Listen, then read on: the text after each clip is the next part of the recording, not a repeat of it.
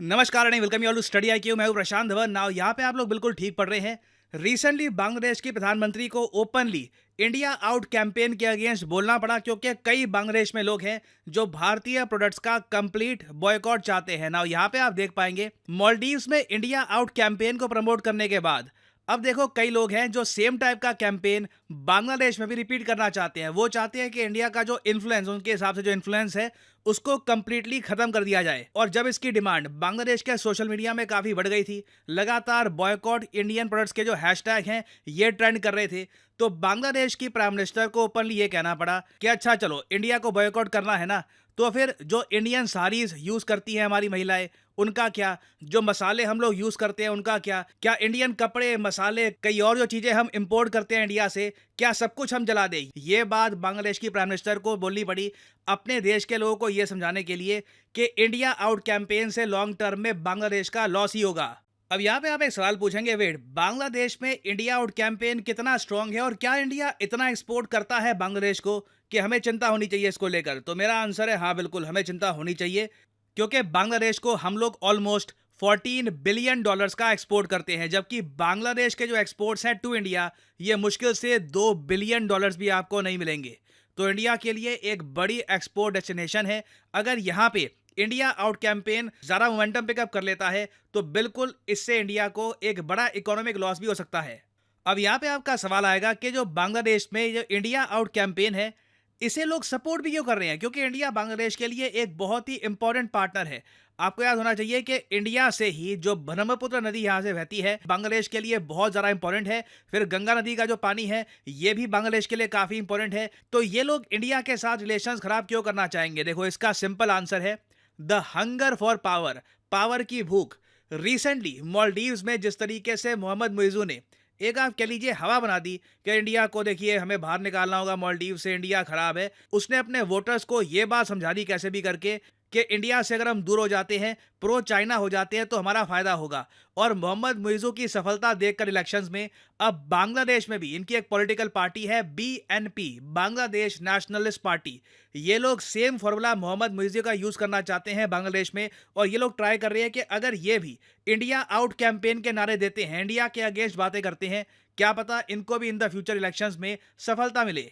और जो ये बांग्लादेश नेशनलिस्ट पार्टी है ना, इससे रिलेटेड एक और बहुत ही इंटरेस्टिंग फैक्ट आपको पता होना चाहिए। आपसे एक सवाल पूछता हूँ, आपने कभी ना कभी तो सोचा होगा कि ये जो यूएसए से वीडियो सामने आती है कि यूएसए के डिपार्टमेंट ऑफ डिफेंस या फिर सेक्रेटरी ऑफ स्टेट का एक स्पोक्समैन खड़ा होता है और फिर एक जर्नलिस्ट उससे सवाल पूछता है इंडिया ने जो रिसेंटली ये किया है उसके बारे में आप क्या कहना चाहेंगे? फिर जो स्पोक्समैन होता है यूएसए की तरफ से वो जवाब देता है, क्योंकि उसे सवाल पूछा गया है, और उसके बाद कंट्रोवर्सी खड़ी हो जाती है। उसके बाद एक जवाब आता है इंडिया की तरफ से भी कि यूएसए को हमारे अफेयर्स में कमेंट नहीं करनी चाहिए, और फिर लगातार बैक एंड फोर्थ कमेंट्स आती हैं। ये सब शुरू कैसे होता है? आपने कभी सोचा ये कौन सा जर्नलिस्ट है जो बार बार इंडिया रिलेटेड जो बहुत ज़्यादा नेगेटिव क्वेश्चंस हैं ये पुटअप करता है यूएसए की सरकार से? तो ये यहाँ पे आप देख पाएंगे, ये जो चेहरा है ये है मुशफिकुल फैजल।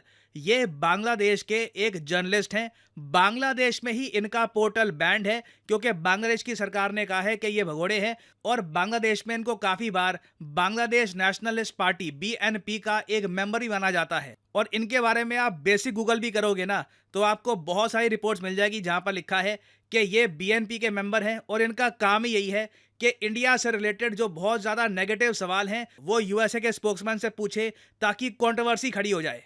और जो इनका बांग्लादेश नेशनलिस्ट पार्टी से कनेक्शन है ना, इसके बारे में आप देखोगे बहुत ही इंपॉर्टेंट फैक्ट ये है कि 2006 के आसपास, 2001 से लेकर 2006 में बांग्लादेश में जो प्रधानमंत्री थी खलीदा जिया, जो बांग्लादेश नेशनलिस्ट पार्टी से बिलोंग करती है, जो हिस्टोरिकली बताया जाता है काफ़ी हद तक प्रो पाकिस्तान है, तो खलीदा जिया के असिस्टेंट प्रेस सेक्रेटरी थे मुशफिकुल फैजल अंसारी। तो यहाँ पे मैं आपको बताना चाहता हूँ कि बांग्लादेश में जो बीएनपी पार्टी है ये सिर्फ बॉयकॉट इंडिया कैंपेन नहीं चलाती, ये वेरियस और अफेयर्स में भी इन्वॉल्व रहते हैं।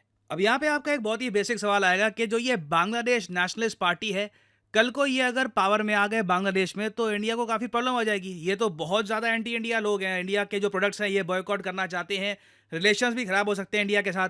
वेल देखो, मैं आपको ये बता दूं, 2023 में ना इस बात को लेकर काफ़ी चिंता थी कि अगर शेख हसीना बांग्लादेश में इलेक्शन हार जाती है तो बिल्कुल इससे प्रोलॉन्ग्ड पॉलिटिकल और इकोनॉमिक इंस्टेबिलिटी आ सकती है और इससे इंडिया के साथ जो बांग्लादेश के रिलेशंस हैं ये भी बुरी तरीके से खराब हो सकते हैं। बट थैंकफुली ऐसा नहीं हुआ।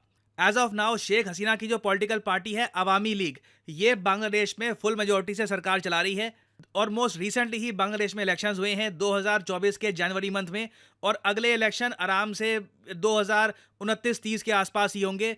तो फॉर द टाइम बिंग चिंता करने की आवश्यकता नहीं है। जो मालदीव्स में हुआ था कि मुइज़ू पावर में आ गया और उसके बाद सब कुछ बदल गया, बांग्लादेश में ऐसे होने के चांसेस ना के बराबर दिख रहे हैं फॉर द टाइम बिंग। हाँ, ये लोग ऐसी डिमांड्स करेंगे, सोशल मीडिया पे ऐसे ट्रेंड चलाएंगे, but as a policy decision ये बन नहीं पाएगा क्योंकि थैंकफुली बांग्लादेश में अभी एक ऐसी प्राइम मिनिस्टर हैं जो न्यूट्रल है, जो समझती हैं कि बांग्लादेश के लॉन्ग टर्म फ्यूचर के लिए क्या बेहतर है और ये इंडिया के लिए एक बहुत ही बड़ी रिलीफ की बात है।